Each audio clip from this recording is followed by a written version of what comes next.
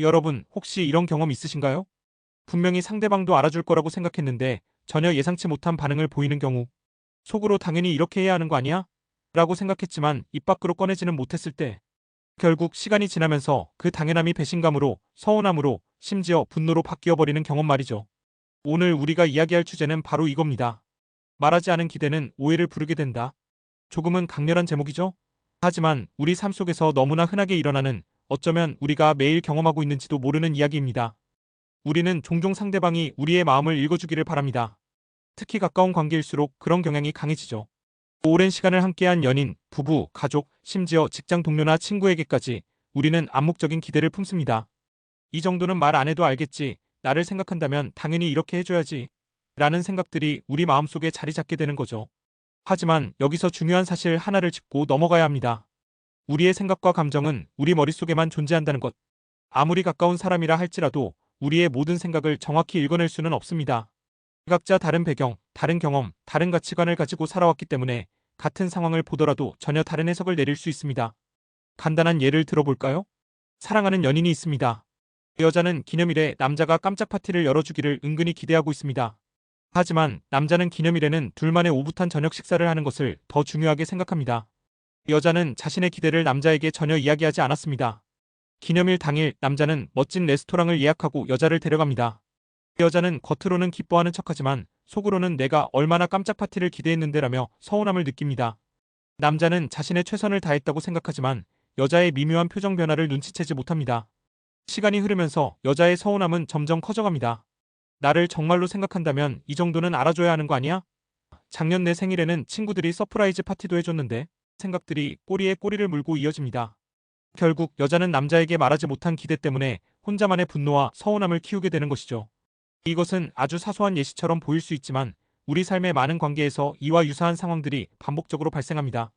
직장에서는 내가 이 정도까지 했으니 당연히 승진시켜주겠지라는 기대, 친구 관계에서는 힘든 일이 있을 때 당연히 나에게 먼저 이야기해주겠지라는 기대, 부모 자식 관계에서는 내가 이렇게 키워줬으니 당연히 나를 존경하겠지라는 기대 등 우리는 끊임없이 다양한 관계 속에서 말하지 않은 기대를 품고 살아갑니다. 문제는 이러한 기대가 충족되지 않았을 때 발생합니다. 기대가 클수록 실망감도 커지고 이 실망감이 반복되면 결국 분노와 원망으로 이어질 수 있습니다. 더 심각한 것은 이러한 분노는 종종 계획된 형태로 나타난다는 점입니다. 즉 상대방에게 직접적으로 불만을 표현하기보다는 속으로 삭히면서 복수심이나 냉담함과 같은 소극적인 방식으로 표출되는 경우가 많다는 것입니다. 심리학에서는 이를 수동 공격성이라고 부르기도 합니다. 직접적으로 분노를 표현하는 대신 간접적인 방식으로 불만을 나타내는 행동 양식을 의미합니다. 예를 들어 일부러 약속에 늦거나 필요한 정보를 누락시키거나 비꼬는 말투를 사용하는 등의 행동들이 수동 공격성의 한 형태라고 볼 수 있습니다. 말하지 않은 기대가 쌓여서 형성된 분노는 관계를 서서히 파괴하는 아주 강력한 독과 같습니다. 겉으로는 아무렇지 않은 척하지만 속으로는 이미 감정에 골이 깊게 패여 있는 경우가 많습니다. 이러한 관계는 결국 소통 부재, 오해, 갈등으로 이어지고 심한 경우에는 관계 자체가 완전히 단절될 수도 있습니다. 그렇다면 우리는 어떻게 이 악순환의 고리를 끊을 수 있을까요? 가장 중요한 것은 바로 솔직하고 명확한 소통입니다. 우리가 무엇을 기대하는지, 어떤 것을 중요하게 생각하는지를 상대방에게 직접적으로 이야기해야 합니다. 물론 모든 기대를 다 이야기할 필요는 없습니다. 하지만 우리에게 정말로 중요하고 상대방과의 관계에 영향을 미칠 수 있는 기대라면 솔직하게 털어놓고 대화를 나누는 것이 좋습니다. 여기서 몇 가지 오해를 풀고 넘어가야 합니다. 솔직하게 이야기하는 것이 결코 징징거리는 것이나 요구하는 것을 의미하지 않습니다.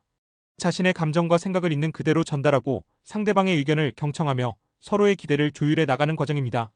예를 들어 앞서 언급했던 연인의 경우 여자는 기념일 전에 남자에게 나는 기념일에 깜짝 파티를 받는 것을 정말 좋아해. 물론 둘이서 오붓하게 시간을 보내는 것도 좋지만 친구들과 함께 축하받는 것도 나에게는 큰 의미가 있거든. 이라고 솔직하게 이야기할 수 있습니다. 이렇게 이야기한다면 남자는 여자의 기대를 알게 되고 자신의 생각과 조율하여 기념일을 계획할 수 있을 것입니다. 어쩌면 깜짝 파티와 둘만의 저녁 식사를 적절히 조합할 수도 있겠죠. 물론 상대방이 우리의 모든 기대를 다 충족시켜줄 수는 없습니다. 하지만 적어도 우리가 무엇을 중요하게 생각하는지, 어떤 부분에서 서운함을 느낄 수 있는지를 알게 된다면 서로를 이해하고 배려하는 데 큰 도움이 될 것입니다. 소통은 단순히 우리의 기대를 전달하는 것뿐만 아니라 상대방의 기대를 이해하는 과정이기도 합니다. 우리는 종종 우리 자신의 기대에만 집중한 나머지 상대방이 우리에게 무엇을 기대하는지는 간과하는 경우가 많습니다. 건강한 관계를 위해서는 서로의 기대를 균형 있게 이해하고 현실적인 범위 내에서 서로를 지지하고 격려하는 노력이 필요합니다. 또한 우리는 기대에 대한 현실적인 관점을 가질 필요가 있습니다. 모든 관계가 완벽할 수는 없습니다. 때로는 우리의 기대가 충족되지 않을 수도 있고 상대방의 행동이 우리의 생각과 다를 수도 있습니다. 이러한 상황에 대해 너무 쉽게 실망하거나 분노하기보다는 그럴 수도 있지라고 생각하며 너그러운 마음을 갖는 것이 중요합니다. 심리학에서는 이를 인지적 유연성이라고 설명하기도 합니다. 상황에 따라 자신의 생각이나 행동을 유연하게 조절할 수 있는 능력을 의미합니다. 우리의 기대가 항상 충족될 수 없다는 것을 인정하고 예상치 못한 상황에 대해 융통성 있게 대처하는 것이 건강한 관계 유지에 도움이 됩니다. 뿐만 아니라 우리는 자기 인식 능력을 키워야 합니다. 우리가 어떤 상황에서 어떤 기대를 품는지, 그리고 그 기대가 충족되지 않았을 때 어떤 감정을 느끼는지 스스로 파악해야 합니다. 자신의 감정을 제대로 이해하고 표현할 수 있어야 비로소 건강한 소통이 가능해집니다.